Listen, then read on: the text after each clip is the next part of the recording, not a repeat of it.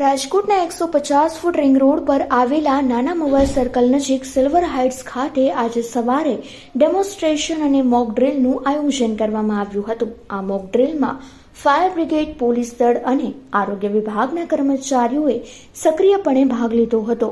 આગની પરિસ્થિતિ હોય તે પ્રકારનું નિર્માણ કરીને બિલ્ડિંગમાંથી લોકોને સુરક્ષિત રીતે બહાર કાઢવા, ઘાયલોને પ્રાથમિક સારવાર આપવા અને આગને નિયંત્રિત કરવા જેવા દ્રશ્યોનું જીવંત નિદર્શન કરવામાં આવ્યું હતું. આ દરમિયાન ઊંચાઈ પરથી લોકોને બચાવવા માટેની આધુનિક તકનીકો અને સાધનોનો પણ ઉપયોગ કરવામાં આવ્યો હતો.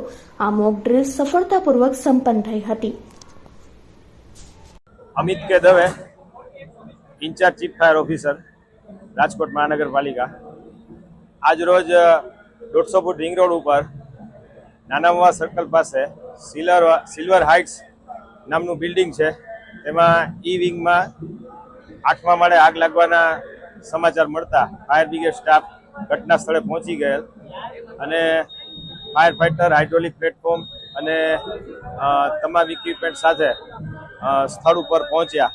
અને ખરેખર તો આ મોકડ્રીલનું આયોજન હતું અને મોકડ્રીલ દરમિયાન 2 પર્સન ઇન્જર્ડ હતા. તેઓને અમે 108 મારફતે સારવાર માટે મોકલ્યા અને અમારી જે હાઇડ્રોલિક પ્લેટફોર્મ બ્રોન્ટો છે એમનું ઓપરેટિંગ કરી અને જુદી જુદી પદ્ધતિથી એ બચાવ કામગીરી અહીંયા બધા લોકોને બતાવી અને બિલ્ડિંગમાં રહેતા તમામ લોકોને ટ્રેનિંગ પણ આપી, ડેમોન્સ્ટ્રેશન આપ્યું અને મોકડ્રીલ કરી છે.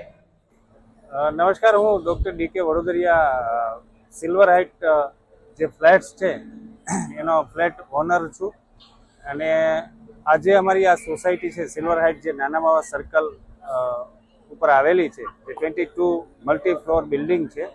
ત્યાં રાજકોટ મ્યુનિસિપલ કોર્પોરેશન દ્વારા અને સોસાયટી દ્વારા એક ફાયર માટેનો ડેમો રાખવામાં આવ્યો હતો, જેમાં અદ્યતન સાધનો દ્વારા હાઈરાઇઝ બિલ્ડિંગમાં કઈ રીતે ફાયરને કંટ્રોલ કરી શકાય, લોકોને કઈ રીતે રેસ્ક્યુ કરી શકાય એની પ્રાઇમરી માહિતી પણ આપવામાં આવી અને સાથે સાથે ડેમો પણ કરવામાં આવ્યો. એટલે હાઈ રાઇઝ જે હાઈ ફ્લોર ઉપરથી લોકોને રેસ્ક્યુ કઈ રીતે કરી શકાય એ પણ ડેમો બધાએ જોયો. આ દરેક બાબતથી સોસાયટીના દરેક લોકોને એક ટ્રેનિંગ પણ આપવામાં આવી અને દરેક બાબતો બતાવવામાં પણ આવી. આ ખૂબ સારી વસ્તુ બની છે કે સોસાયટીનો એક એક વ્યક્તિ આજે કંઈક અલગ બાબત શીખો છે.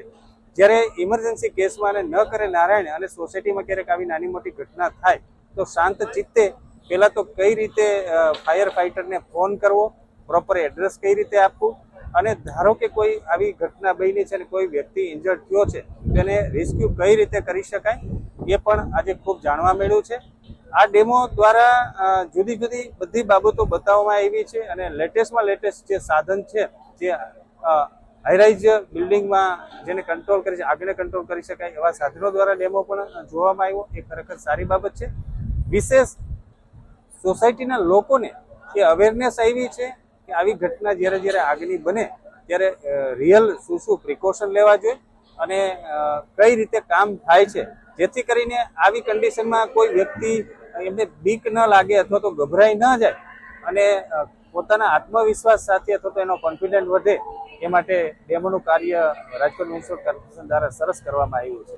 એના માટે સોસાયટી વતી અમે રાજકોટ મ્યુનિસિપલ કોર્પોરેશન અને સોસાયટીના હોદ્દેદારોનો આભાર માનીએ છીએ.